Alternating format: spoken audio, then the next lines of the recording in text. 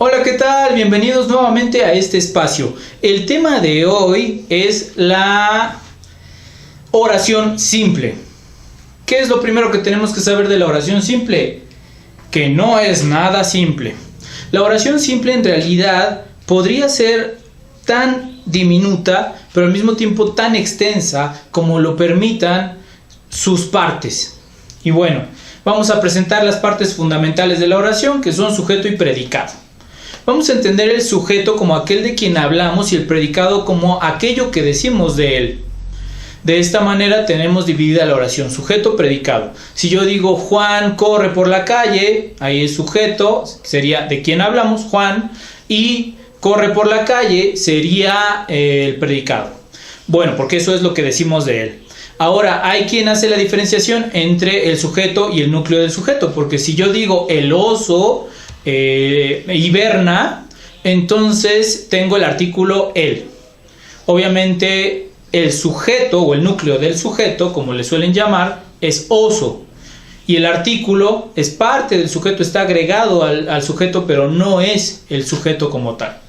Por eso lo importante no es saber qué nombre tiene cada palabra, cada partícula de la oración, sino responder esta pregunta: ¿de quién hablamos?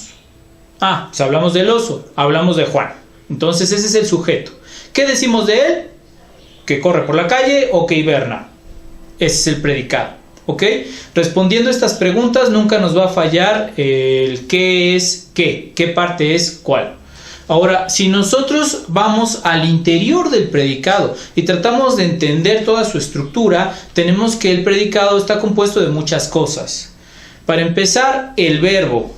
El verbo, también conocido como núcleo del predicado, sería más bien el núcleo de la oración o el centro de la oración, porque la función del verbo no solo es indicar la acción que realiza el sujeto, sino que también indica el tiempo en el cual nos encontramos y también indica la relación que hay entre el sujeto y el predicado. Ahora, funciona como una especie de vínculo, como si fuera un punto que equilibra toda la oración. Así que el verbo es fundamental. De tal manera, y esto es importante para hablar, digamos, de los complementos que vienen posteriores al verbo. Por ejemplo, cuando nosotros decimos Juan cocina pasteles, el complemento de objeto directo es pasteles.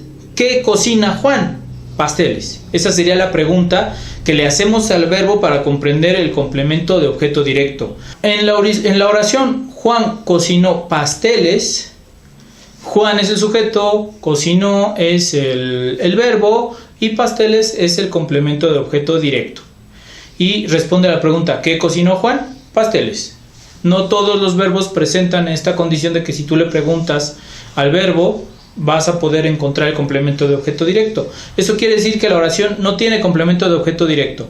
Este es uno de los errores fundamentales que se piensan, que ocurren cuando estamos aprendiendo a escribir las oraciones simples. Las oraciones no tienen por qué tener todas las partes siempre.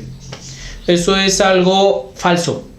Una oración puede estar completa incluso solo con el verbo. Ni siquiera necesita el sujeto a veces porque está implícito gracias al sujeto tácito, del cual hablaremos en otra ocasión. Bueno, después del complemento de objeto directo encontramos otros complementos. El complemento de objeto indirecto. El complemento de objeto indirecto responde al para qué o para quién. Entonces nosotros decimos Juan cocinó pasteles para su mamá. Bien, el para su mamá es el complemento de objeto indirecto, que es quien recibe el beneficio de las acciones, por decirlo así, o la consecuencia de las acciones, o quien recibe el producto del verbo.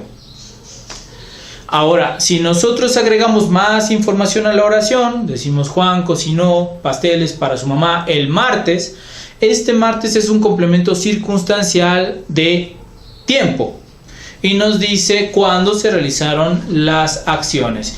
Y si nosotros queremos agregar más información y decimos Juan cocinó pasteles para su mamá en la casa de su abuela, entonces ya estamos agregando un complemento de lugar.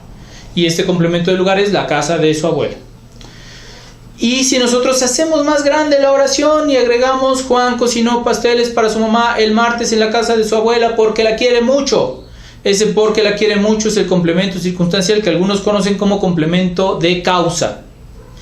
Así que podemos ir extendiendo la oración simple, y por eso les decía desde un inicio, la oración simple no es nada simple, porque no siempre tiene el complemento de objeto directo, no siempre tiene el complemento de objeto indirecto, no siempre tiene el complemento circunstancial de modo, que todavía no les digo cuál es el de modo, ¿verdad? El de modo es: Juan cocinó pasteles para su mamá lentamente el martes en la casa de su abuela porque la quiere mucho. Entonces lentamente es el complemento circunstancial de modo. También puede ser tristemente, también puede ser con lentitud, puede ser solo todo lo que explique cómo hizo las cosas. Entonces podemos extender y extender y extender la oración simple hasta que tenga un cuerpo enorme y ya no se pueda soportar a sí misma, y tendríamos que convertirla en una oración compleja. Muy bien. Entonces, ese es el secreto. La oración simple no es simple porque no siempre lleva todas las partes. No las necesita siempre. Solo de vez en cuando necesita cierto tipo de información, y cuando no lo necesita, no se la pongas. Tampoco es necesario que estés extendiendo las oraciones. Mientras más se extiende la oración, menos clara es la idea. Más difícil es llegar a la claridad.